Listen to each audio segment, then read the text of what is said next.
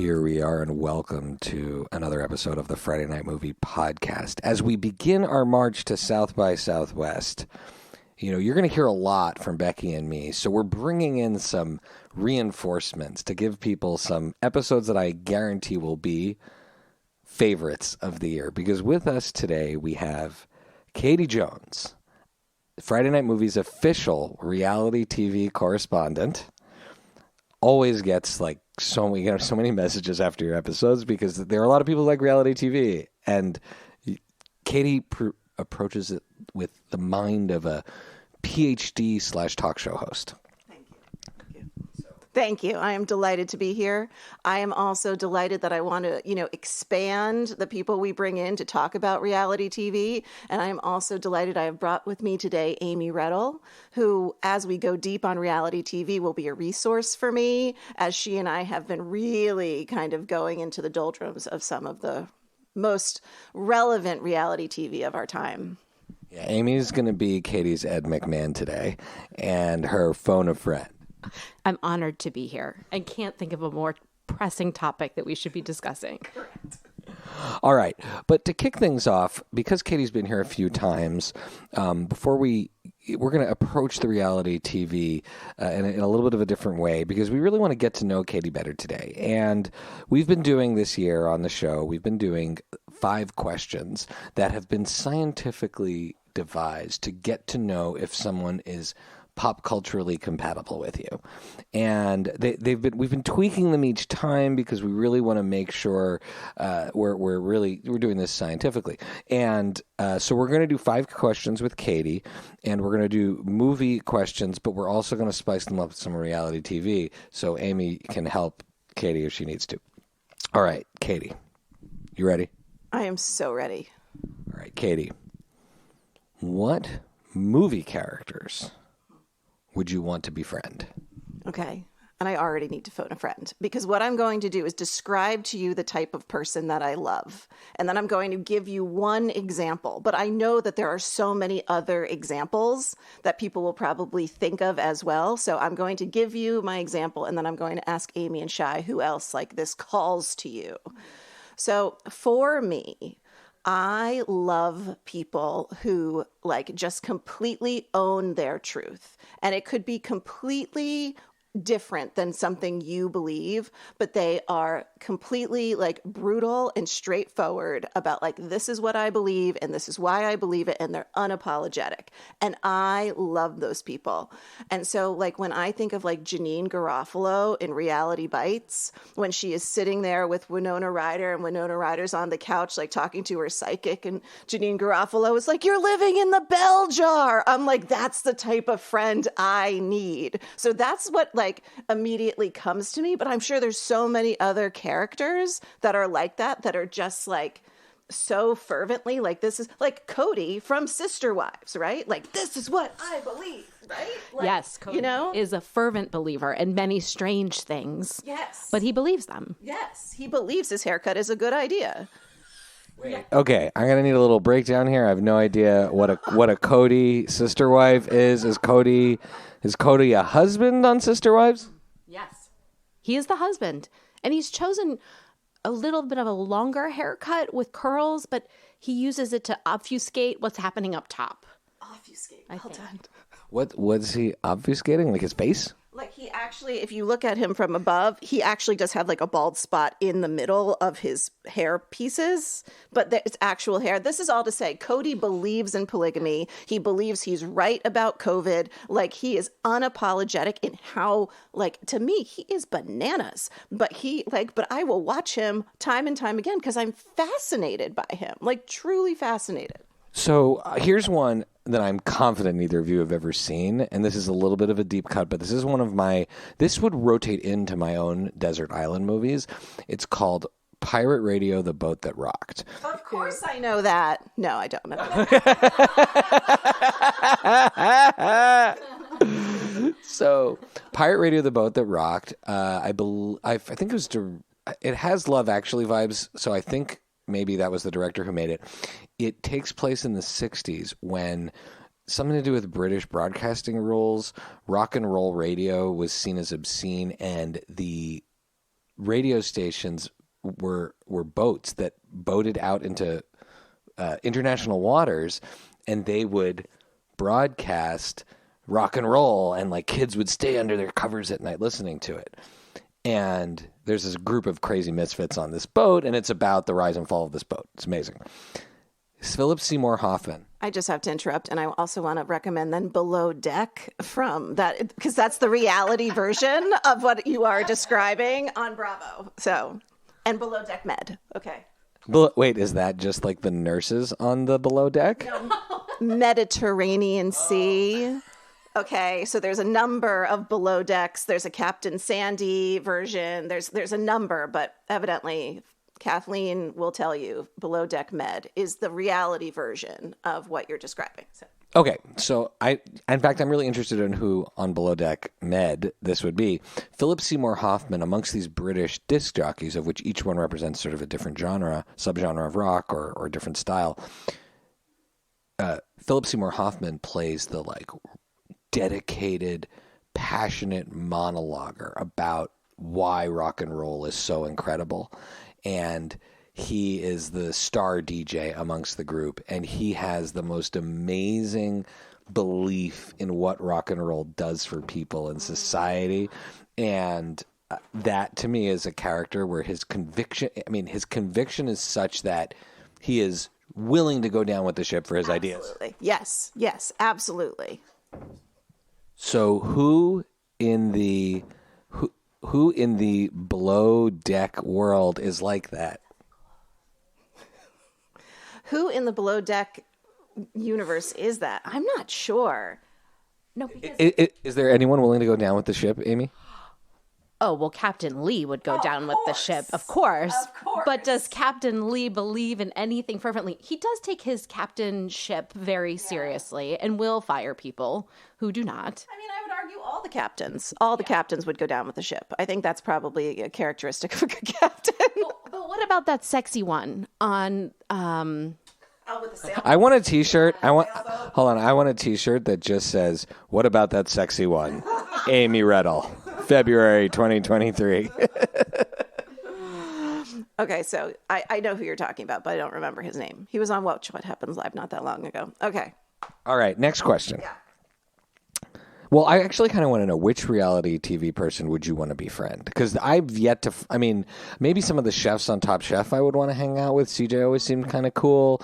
But in general, there's nothing good about these people to me. But maybe, Katie is fired up. Yeah, I'm ready. So I don't know if we would really consider him reality TV, but I will, because that's where he got his start. So I'm going to say Christian Siriano, Project Runway, early years. I mean, I find him to be a creative genius. I find him to be entertaining. I find him to be incredibly smart. Like, I would love to be friends with Christian Siriano. That's a good one. That is a good one.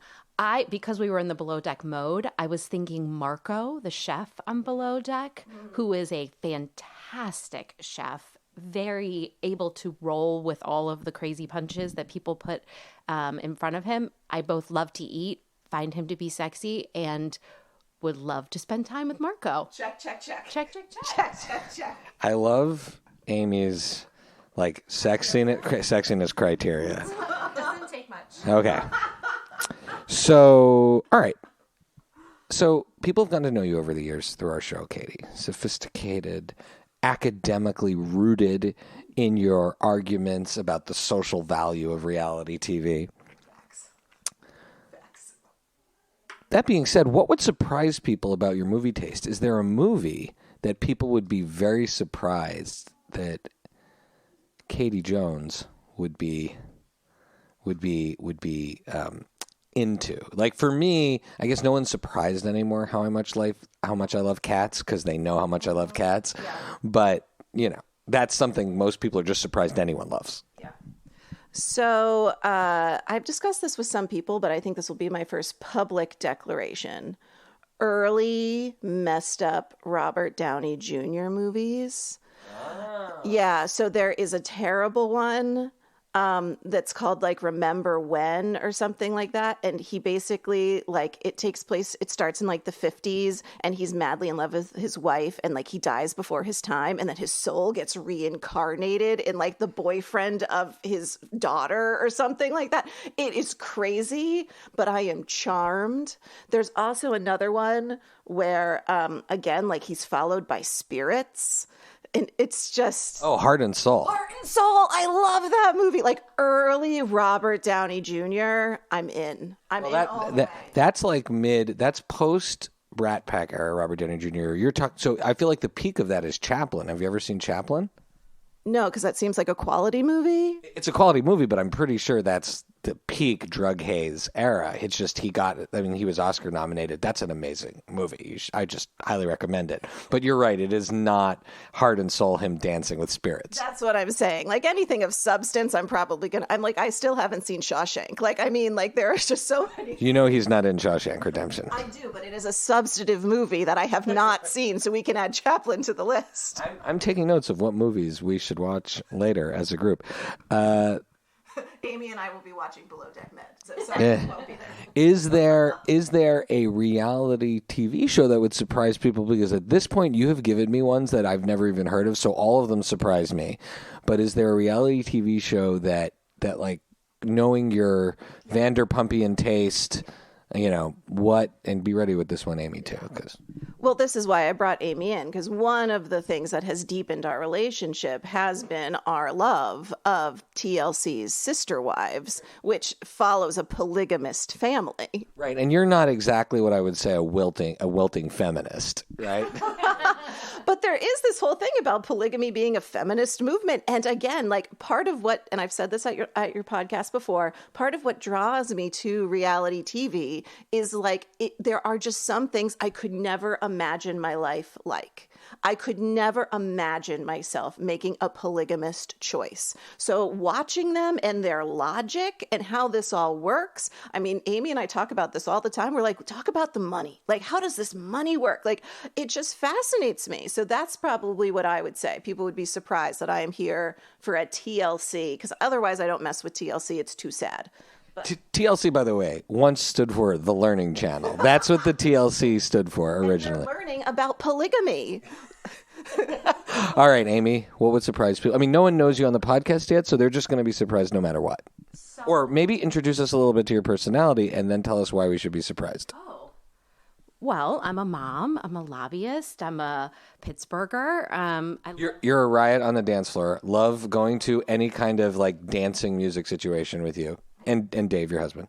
I do really love to dance. 90s hip hop and R&B is my genre.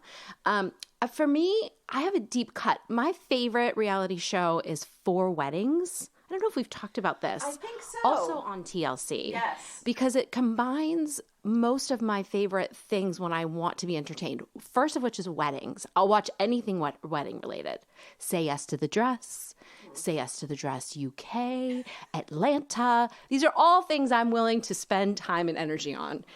But Four Weddings is amazing because it follows four brides. They each attend each other's weddings, and it involves another of my favorite parts of reality television, which is judging each other and being super catty. Like, that wedding cake just wasn't 3 tiers.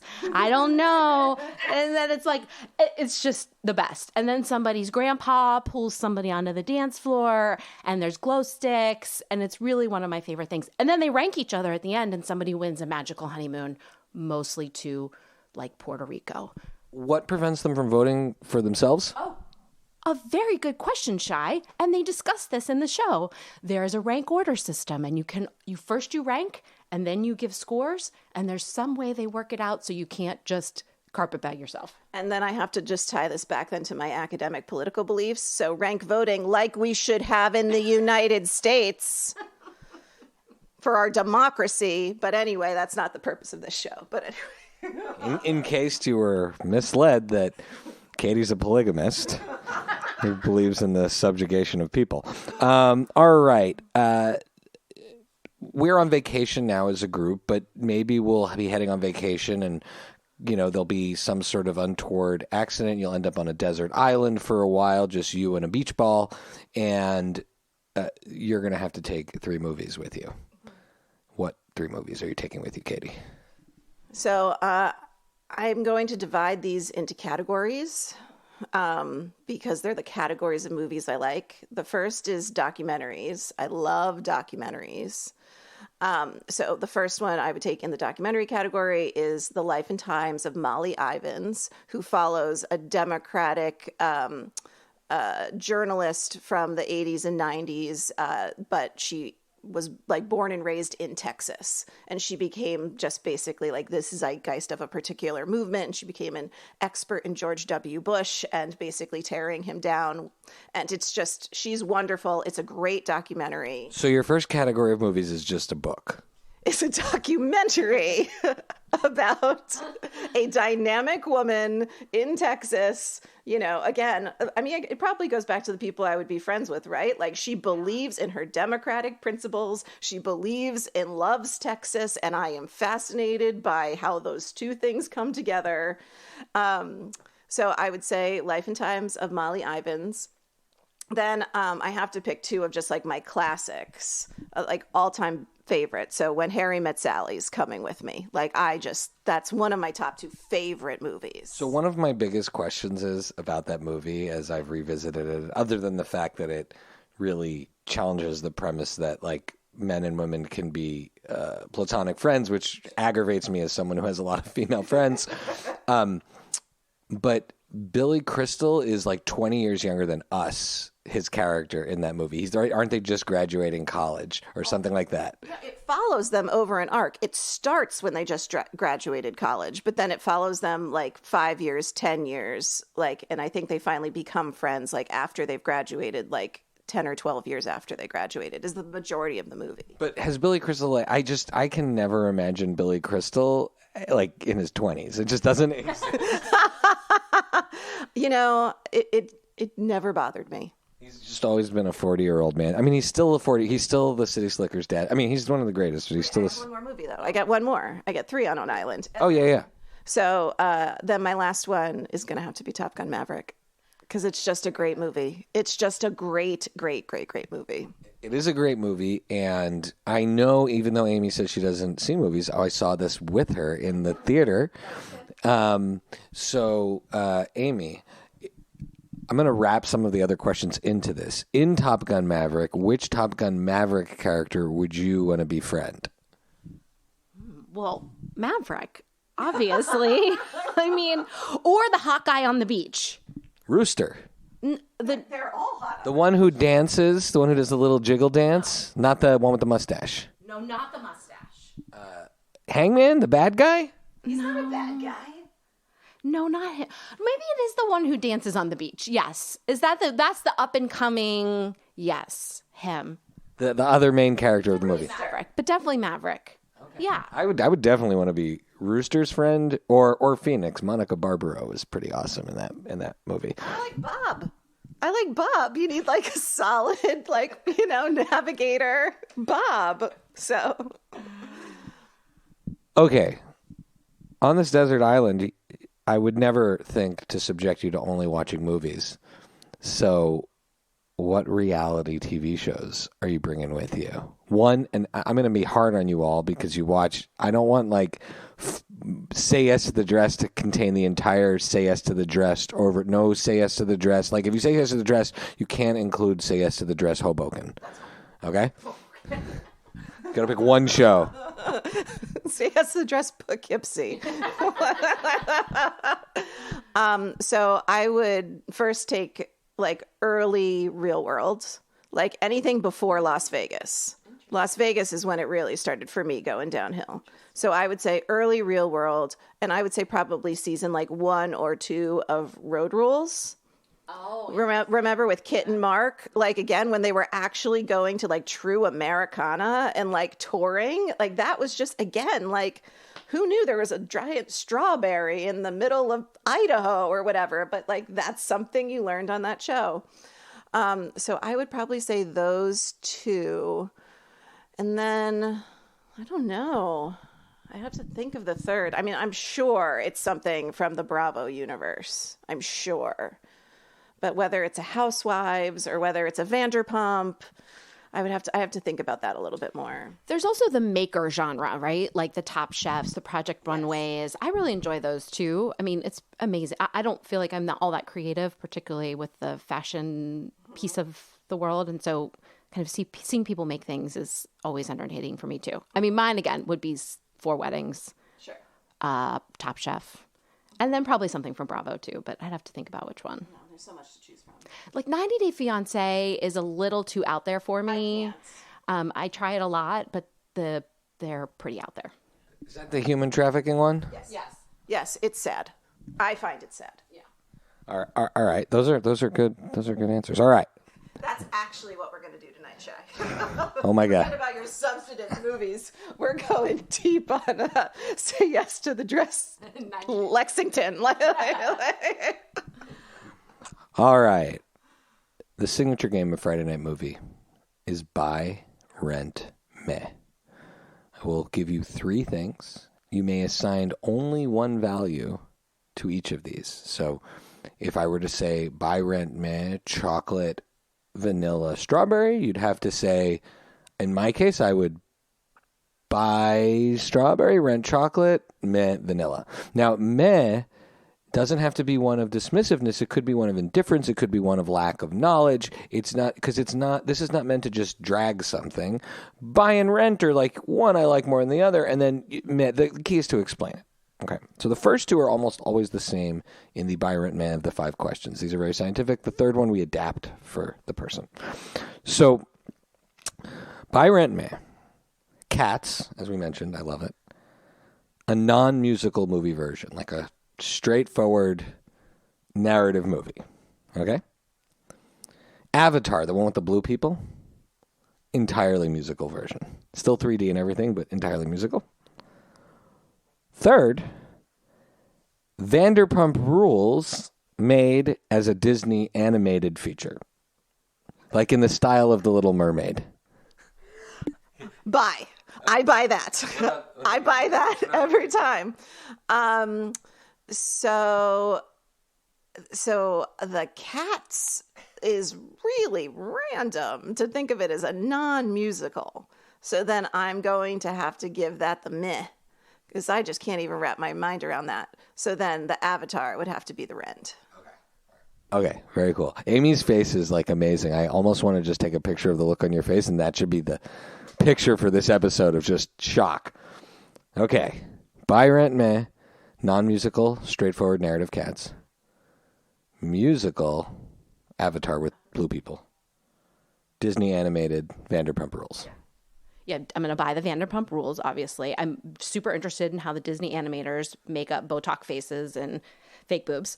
Although they probably have already done that with the princess genre. Sure. I actually probably wouldn't take that much. I'm going to rent Cats because I'm interested. You've piqued my interest. And I'm going to meh Avatar because, P.S., I've never seen Avatar, so I don't even know what I'm getting into. I will say, this current one that came out, we did a reaction on the show, it is like fantastic. I saw it on the big screen in 3D. I don't know if I'd watch it again, but in terms of going to see it on the theater, James Cameron did stuff in that movie that I didn't think was movie-wise possible. So, Allie, I saw it with Allie. We went to see it, and like in true Allie fashion, we were watching. It was me, Becky, and Vlad, who were big fans of this movie, this series. Allie and me, who were just going to keep them company. And Allie and I were just having a ball.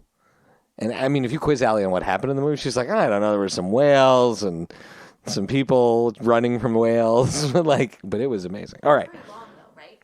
Long. Oh, yeah. It was a very long movie. Yeah, it's like 3 movies in one. It's 3 hours. It's 3 solid hours. Okay, now this is the last one. This is almost the most important one. I mean, we're going to double this up. What question would you want to know about people's movie taste?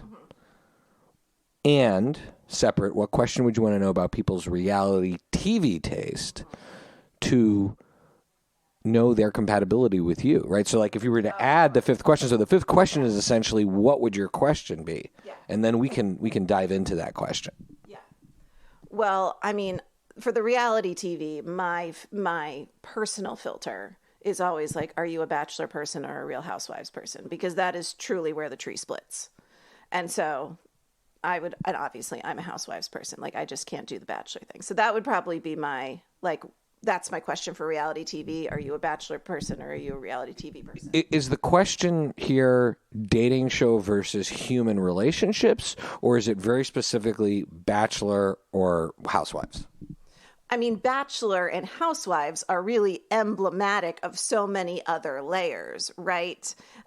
So there's one where it's centered on the man, right? And kind of what some people would argue are very, like, again, because I'm not a Bachelor person, Bachelor people are going to come after me in your comments, but like very heteronormative, reinforces negative stereotypes about like how relationships and courting and men having power, that sort of thing. And then you have the better option of the Housewives franchise, which is actually about the dynamics of women.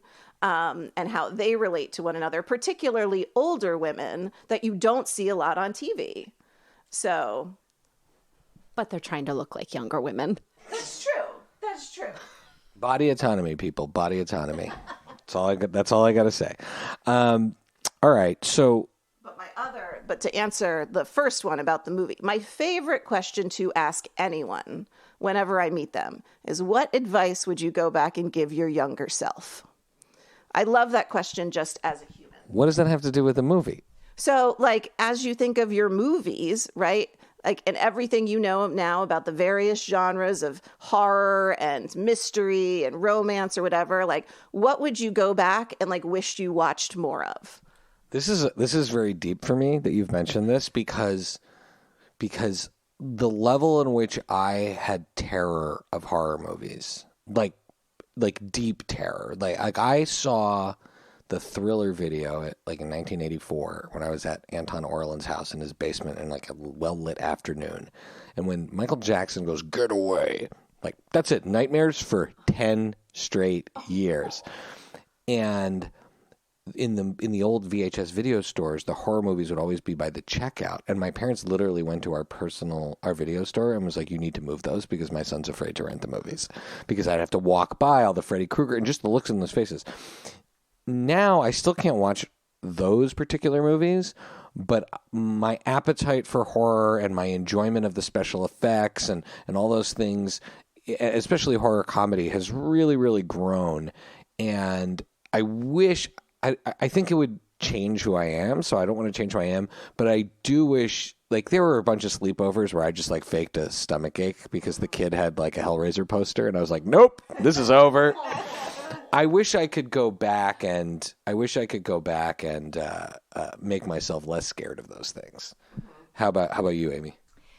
My philosophy in general on entertainment, whether it be movie or TV, is like I want to be in and out and not too emotionally disturbed. I just truly want to be entertained. Like, I want to laugh. I want to think it's funny and fun and light, and I want to be done. I think that's why I gravitate to reality TV, actually, because it is usually those things. Yes, there's drama, obviously, but it all seems pretty fabricated, or at least not all that deep. And so I think for me, when I think about like what I would be compatible, like what I want to ask somebody about movies that we would be compatible, do you like comedies, things that are light, easy to get in and out of? Horror is not my genre, despite enjoying Violent Night when we went to see it together. Yeah, that's horror comedy and more action comedy. I would say that is the horror that I gravitate to. I really enjoy the dark humor. Like, you could even count Beetlejuice as a horror comedy. But like torture porn and things like that, like I can't.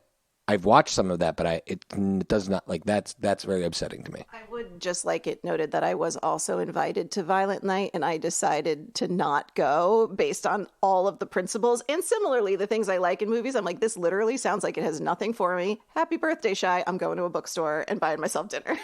It was Allie's birthday. Which I didn't know was an option. If I knew was an option, I may have taken that option to go to the bookstore with you. But that was okay, because I didn't end up enjoying it. Violent Night was a pretty light movie. It portrayed itself as much darker. It was almost like Home Alone. Yes, agreed.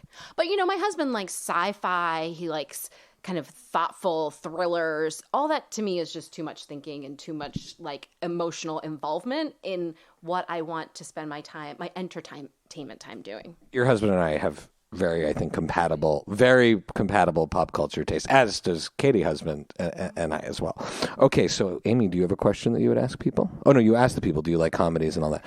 My question, and maybe I hope people aren't getting tired of this, is what's your favorite music moment in a movie? So like for me, and forget, I'm not even gonna give you mine because you haven't seen the movie, but for me, there are moments in movies where music, songs, or something are integrated into it. And as a music lover, it just heightens my experience on like such a deep level. It fills my heart. Like in Top Gun. That's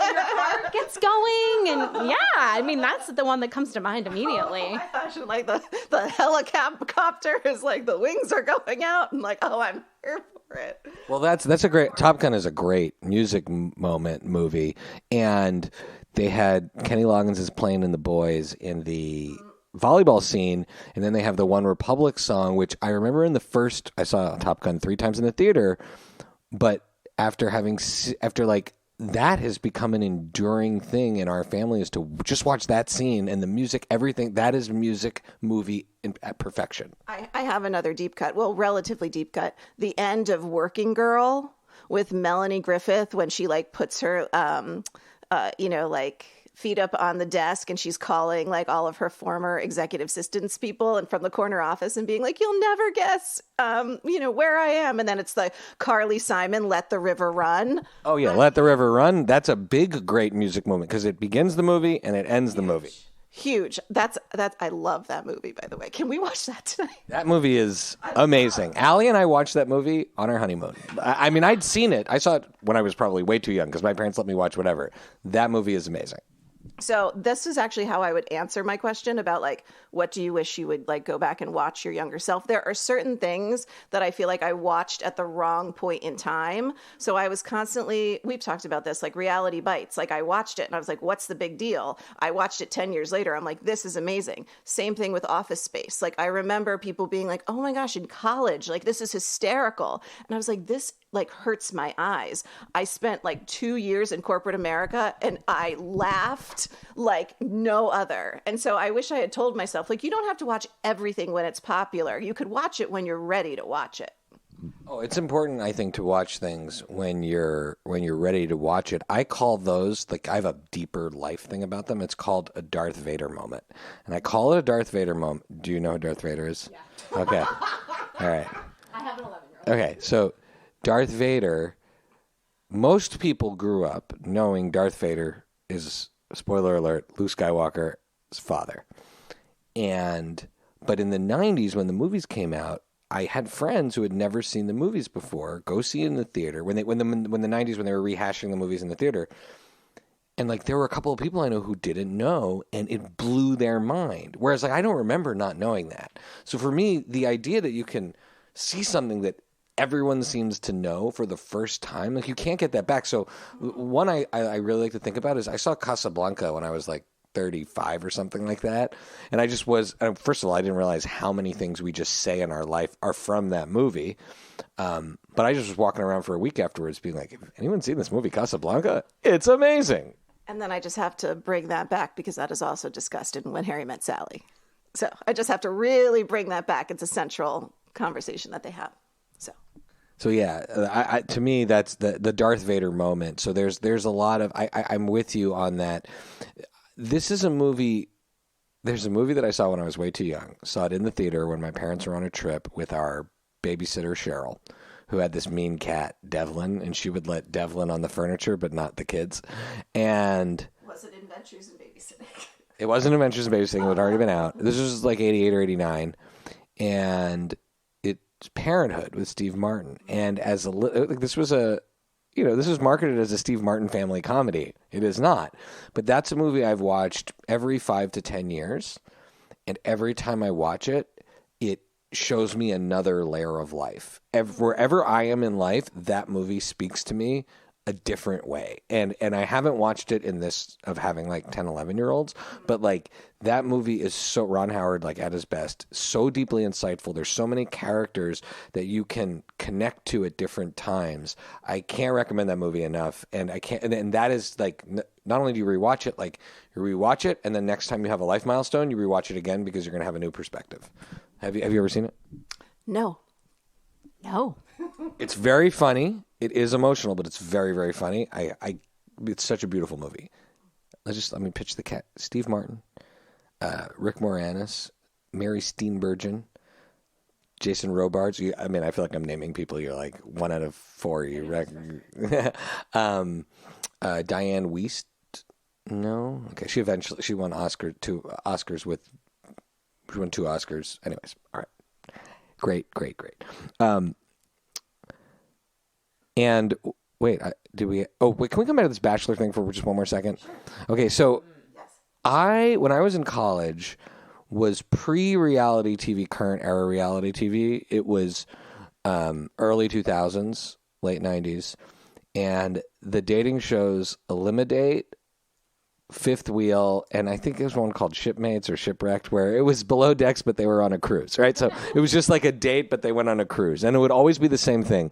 One of the people would say like, "I'm going to sleep," and then the other one would go out and hit like the club on the boat, which was the same boat, so it was always the same club. And then the other person would get up and be like, "What are you doing here? I thought you were going to bed." And I loved those quick hit dating shows. There's something where there was no investment. I didn't have to follow a storyline. The idea of following and I watched Joe Millionaire, the one where that guy got not Joe Millionaire. Sorry, Who Wants to Marry a Millionaire? That one that took place all in one night. Darva Conger, absolutely traffic. I loved anything that was resolved in the one night, but a continuing story of a dating show, just a nightmare. And so I'm curious, I would take Housewives over Bachelor, but I would take those cheeseball MTV style 90s dating shows over Housewives. What does that say about me, Katie? I mean, that's really, it's probably why we're all friends, right? Like I see threads there of like similar to Amy, like she wants to be entertained, right? Like we're in and out, like, like it's meant to be fanciful and you're getting fanciful from it. So, and I think also knowing you, Shai, like you are a person who wants to like invest in people who are worth investing in. And the Housewives, like, are probably not those people. So, look, some of them are brilliant entrepreneurs, and I respect. I don't want to be friends with any of them, but I can. All right, we always end the show with what we call shout-outs and recs, and that is if you have any shout-outs, anyone you want to shout out to, or if you have any recommendations. Katie has always brought with her great recommendations of, it's usually a show, so if there's a reality show or an episode of a show or a podcast, I'm sort of less enthusiastic about books, but if you have a book you want people to read, sure. I mean, I don't think we have a real book reading audience, but I mean, I'm the only one who doesn't like books. So if you have any recs, I'll just say my rec right now, and I'll be making it on the show over and over again, is a new show that the algorithm recommended to me and I adore. It's called Not Dead Yet, and it's with Gina Rodriguez, who used to be on Jane the Virgin, and it's about an obituary writer who's visited every week by the ghost of the person she's writing for the obituary, and it has some life lessons and things like that, but it's really well written and well acted, and even though it's a very simple premise, I immediately have fallen in love with that show, and she is just amazing at carrying a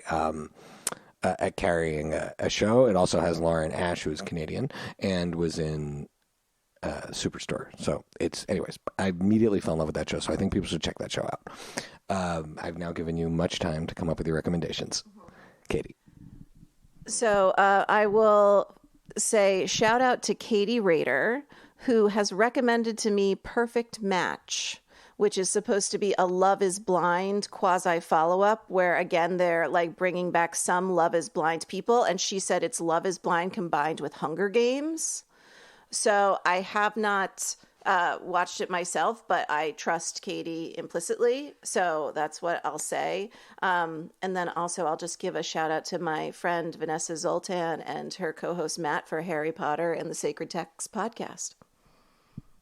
I will give a shout out to David Redl, who actually watches and loves movies and would be a great guest on this podcast. Long overdue. My recommendation, we just started watching Abbott Elementary, which I really, really love. And again, pure entertainment for me, in and out, funny, sweet, thoughtful, makes me think, makes me laugh. I just love everything about it. Cheryl Lee Ralph is amazing. And Quinta Brunson, just a total star.